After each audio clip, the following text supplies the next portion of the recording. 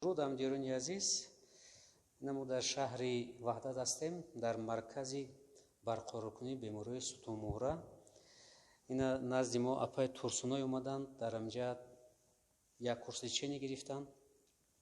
خیلی خداوند چندین جو همی درد میتشه، چندین جو میره توبت. خیلی خداوند سبب همیشه را کرده، شفا داده میده.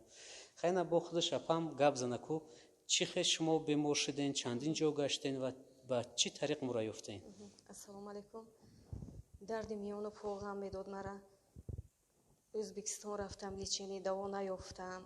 شما اینترنت یافتم، زنگ زدم، همینجا آمدم نزد شما. کی بختیار چی قبول کردن شما رو اینجا؟ نزد مرا توبت کردن، خدا با شکر.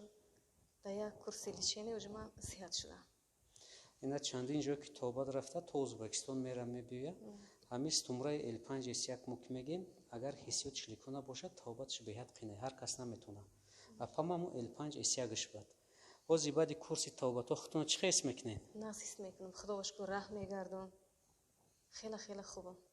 خیلی خداوند سببش مورا کرده.